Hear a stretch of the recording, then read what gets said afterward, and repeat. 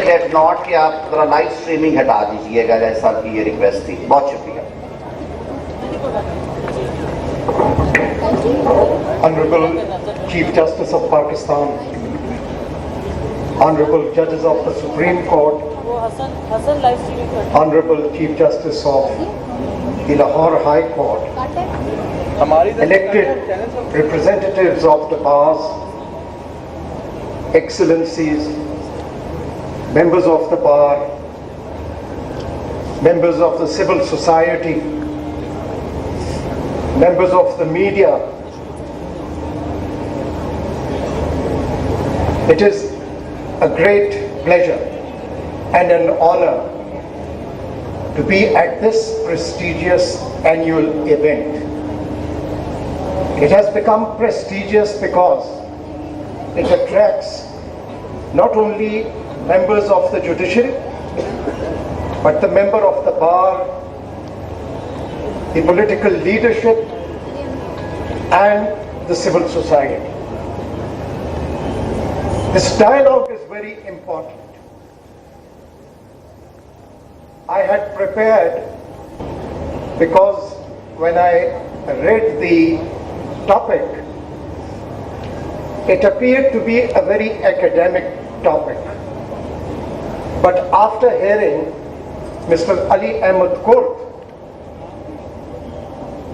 first of all, I'm grateful to him. It is very important. It is very important for us to know what the bar and what the people think about us. Ladies and gentlemen, let me assure Mr. Ahmad Kurd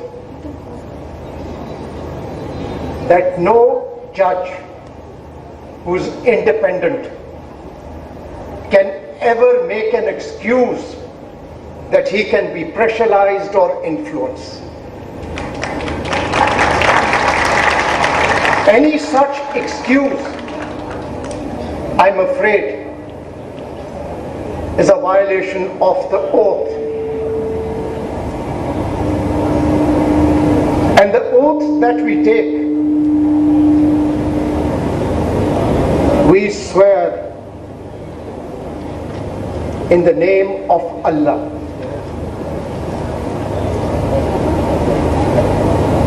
Mr. Ahmad Kurd,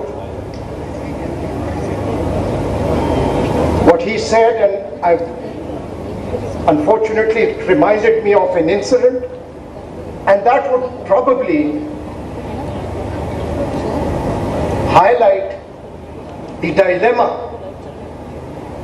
not just of the judiciary but of the other institutions as well. It was 26th of January 2000. And I was a lawyer, and I wasn't enrolled, I was a lawyer of the Supreme Court. I took up the newspaper in the morning and it said that the judges will be administered oath under PCO. I was quite shocked. And my driver had not come. I took the car and went to the Supreme Court. There was an eerie silence there. I kept asking people where were the judges, and they took me to a foyer, and in the middle of the foyer was a gentleman by the name of Buddha Khan, who was the additional registrar, and I had a handwritten petition. From a corridor I heard loud laughter,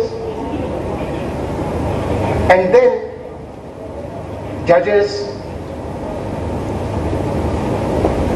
came towards me, and I was in the middle of the foyer. And they asked me, "Why are you there?" I said, "Your Lordships, I have a grievance. You have already taken an oath and you cannot take another oath, it will be violation of the earlier oath. They were so excited they didn't listen to me and they ran towards the cars. Mr. Bhutta Khan came back and he asked me, "What have you done?" I said, "They were some other judges who weren't here." So they said, "They are in such and such chambers." Nobody stopped me. I went to that chamber. Now I take a pause.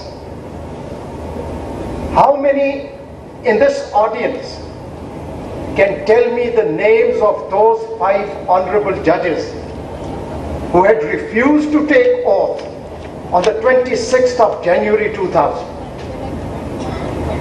Anyone who can raise the hand and say who those judges were? None in the audience. This is what is shocking. I went to the chamber of Justice Nasir Aslam Zahid, who is alive, and I sent in the petition. The person came back and he said, "They've asked me to inform you to give it in the office of the registrar." I requested for a hearing, and I was given an audience. And 5 most honorable judges, 2 of whom would have been the Chief Justices of Pakistan, Justice Wajiuddin Ahmed and late Justice Kamal Mansoor Alam. Justice Khalilur Rahman was also there, and Justice late Mamoon Qazi. They asked me, "Young man, what do you want?" I said, "Your Lordships, I have a grievance. Before the petition is heard, I want a restraining order." It was my right to have taken that petition. But 7 years after that, I'll again give it a pause. I'm sorry, Mr. Ali Ahmad Kurd. You started this, so I thought I'll change my speech. When I came down, there was again an eerie silence.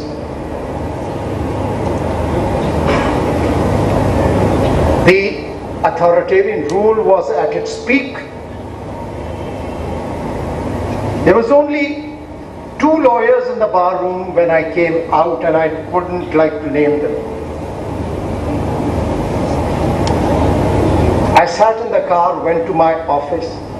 I thought the civil society will come out. I thought that there will be resistance. I request you to take up the newspapers of 27th of January 2000.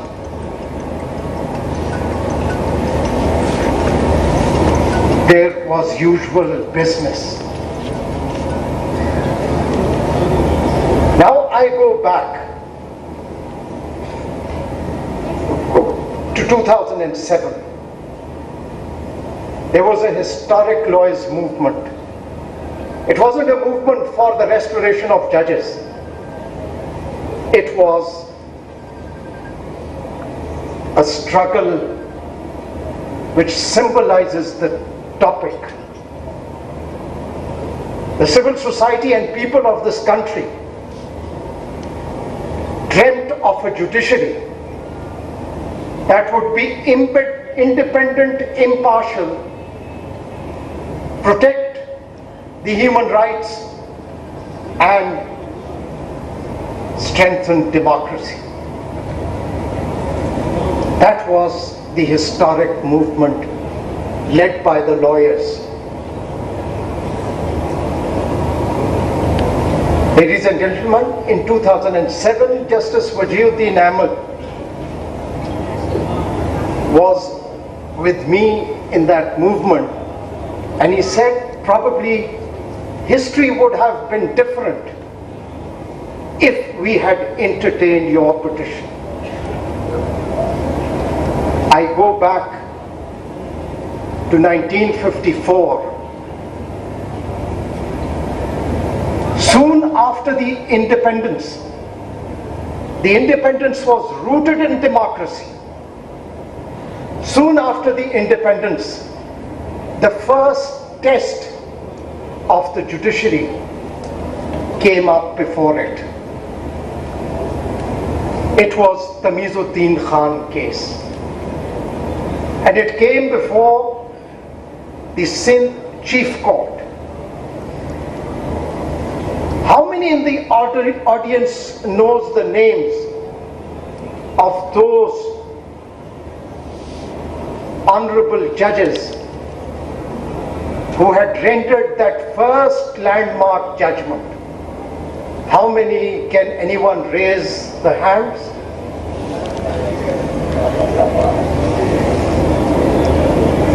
It was, again, you see, nobody knows. Nobody knows. The civil society does not know. That was the first test, and the judiciary should be proud of that. The bench was led by the Chief Justice, Justice George Constantine, and the other honorable judges were Justice Bachel, Justice Bakhsh, and Justice Vidyani. Thank you, Mr. Ali Ahmad Kurd. You have changed the theme of this conference. That honorable court rendered that landmark judgment. Had it not been deplorably reversed by the federal court led by Justice Munir, the future of this country would have been very different.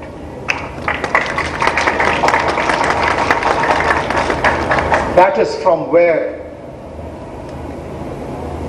democracy was derailed. Democracy was destroyed. And I, as the Chief Justice, cannot blame anyone. And from there on, it was the Doso case, then the other case, Mohtarma Nusrat Bhutto's case, then Zafar Ali Shah case. All those judgments are part of history. Now we can't erase them from the history. These judgments were responsible for making and enabling those that have been referred to by Mr. Ali Ahmad Kurd to exercise their power.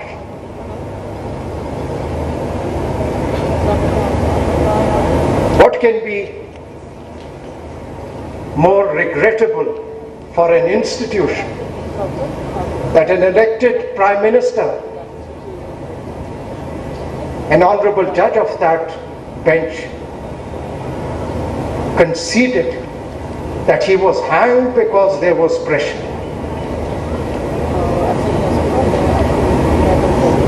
Ladies and gentlemen,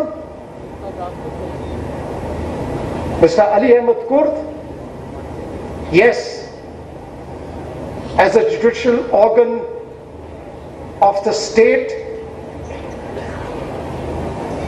we must not bury our head in the sand.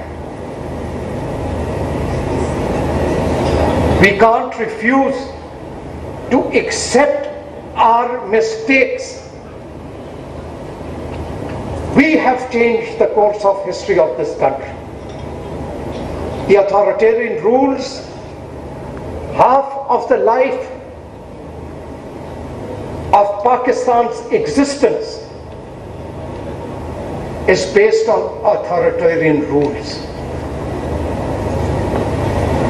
Regressive governments have destroyed fundamental rights and suppressed freedoms. But this struggle cannot be taken up by the judiciary on its own. The other players are equally important. It reminds me of the Bill of Rights of the Massachusetts Constitution of 1780. And in that, John Adam had identified the two most important rights: the right to have access to an independent court and free press. But when I say free press, it has to be an independent, free press and media, not controlled by proprietors having vested interests. This is the advantage of speaking the truth, Ahmad Kurd, that you have at least started the dialogue. Yes, we all are responsible.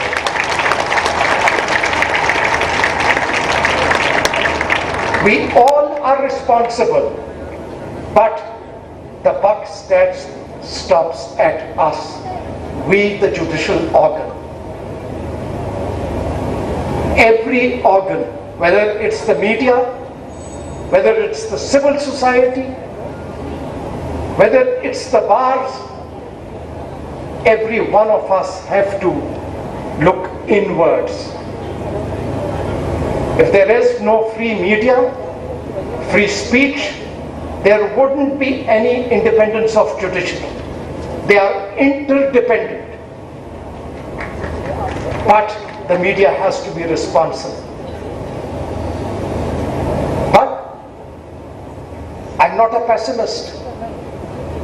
I'm an optimist. I can assure this gathering on behalf of the Islamabad High Court that we have the resolve not to repeat our mistakes, not to bury our heads in the sand. It is our duty and our responsibility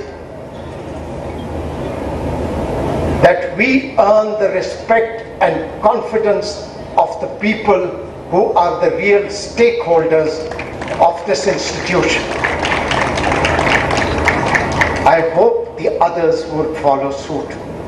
There are many other things that I could say, but again, thank you, Mr. Ali Ahmad Kurd, for letting me speak the truth.